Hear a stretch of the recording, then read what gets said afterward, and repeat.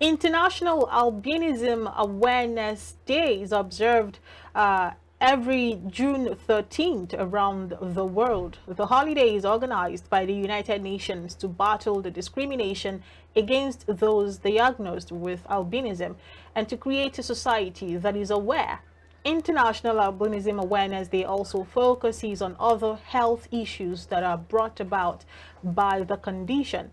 To have this conversation with us this morning is Jake Ekpele. He's the founder, Jake Ekpele Albinism Foundation of Nigeria, and also he is going to be having this conversation with us this morning. Thank you so much for joining us this morning, sir. Can you hear us?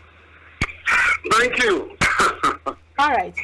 Just a general education for us and of course our viewers this morning on what albinism is.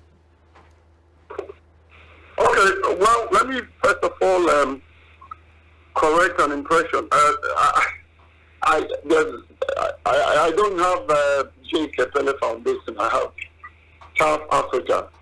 It's not an organization I started for my personal interest. It's an organization I started for the interest of the community of persons with albinism. All right, sir. Thank you for that. Yeah, with that said, you wanted to know what albinism is, right? Yes, sir. Yes. Okay. Well, albinism is, I'm going to just state it in a layman terms. It's just a lack of melanin that is responsible for coloration. And when I mean the word lack, does not mean absence. Lack is actually insufficient, okay? So we do have insufficient production of the chemical that is responsible for coloration, and it's called melanin. Now, when you don't have a lot of melanin, and you have very, very limited quantity, it will result to two categories of human or entire creation, because albinism is in tree, is in animal, and all sorts.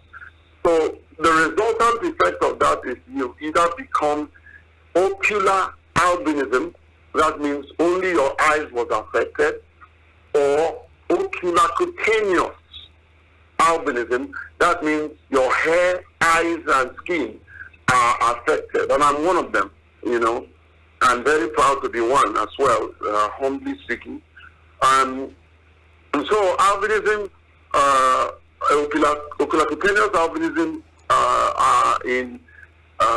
represents itself in about 4 categories, what we call OCA1, OCA2, OCA3, OCA4. There will be no time for me to go into all that details. But that's what albinism is. It's not a disease. It's not a misfortune.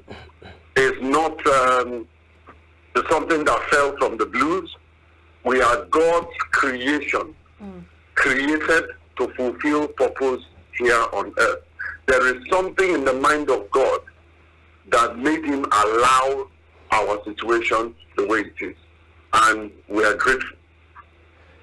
Thank you so much, Mr. Jake, for giving us that perspective. In fact, for those who might just be joining us, they may not have known that this is not something that people should be scared of. It's just some sort of chemical imbalance, as you said, of not having sufficient melanin. And it doesn't make you, less different or less human. And the fact that you appreciated your being is something that we also appreciate as well. But talk to us about acceptance. Talk to us about recognition, especially with the fact that in most workplaces and also in most government parastatals, agencies, and ministries, there is this stigmatization that people with albinism experience. I don't know if that appeals to you. What's your take on that? Well, I didn't get the last thing. You said people with albinism don't what? They sometimes get this stigmatization from persons who are not. Maybe because of their skin differs from yours, and they make it seem like you guys are less human. Do you get this stigmatization? Do you get this unacceptance from people, especially working most work offices and also government agencies, ministries, and parastatals? Thank you, my brother. Very, very interesting question. Yes, our discrimination and stigmatization starts from the home. It starts from our immediate family, cascades to the playmates, the children playmates, to the school, and society at large.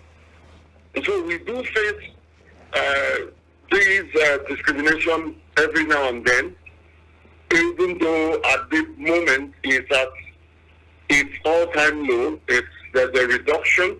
There is no total eradication, but there's a reduction. And so it happens in the family, relationally, at work. There's a workplace discrimination. There is discrimination in appointment, discrimination in hiring as a staff. There's discrimination in the social circle. There's discrimination in church. There's discrimination in the mosque. And I'm telling you from personal experience, not hearsay, evidence-based discrimination that I have seen, both as a person and as a leader of the group. There is discrimination, and that's why we are here. We are fighting it, and we will continue to fight it until we take the space. But those discrimination can also lead to something great. Look at Pastor Moore today, who is the governor of Akwa Ibom State. He's a person with albinism. He was taunted, he was abused. They did all kinds of things. They mocked him and all that. But today, God has chosen him as the leader of that state. That's what we want to see. We have another gentleman in Kwara State who is in the National Assembly. That's what we want to see. That the society will give us the space to thrive. We're not asking for the space based on the content of our color. We're asking for the space based on the content of our character and capacity, competence and commitment to nation building. And we will continue to do this until the story changes. And thank God for organizations like yours that are lending your voice today. All right, quickly, walk us through the level of awareness. The society seems to be very unaware. I mean, I've heard very, very funny conversations around albinism, how it is contagious, and all of these are not true. They are myths. They're not true at all. But you have an organization like yours that, you have established. What is the level of work being put into awareness, and what has it been like? What are the major challenges you faced, while also trying to do what you do? Thank you so much. Well, the level of work is out there for people to see. I wouldn't want to blow my trumpet, but we started 18 years ago. 18 years ago, there was no policy on albinism. Today, there is a policy on albinism that has been reversed. 18 years ago, there was no inclusive education policy for the country. Today, we have inclusive education policy that have also gone through revision. 18 years ago, people were dying of skin cancer.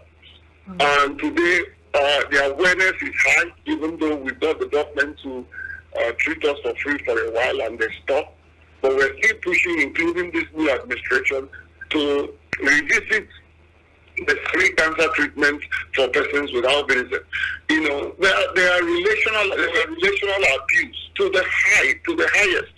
That today we have seen a mere, I would say, and to say the least, persons with albinism can now raise their head high and come out. Before, it was so much a taboo that a person with albinism can't even talk. You can't come out in any society. I give you one story that I'll never forget. It happened when I was like maybe some 10, 12 years, that I wanted to go out, and I told my cousins, let's go out. And everybody came ignorant that they are not going out because they didn't want to go out with me.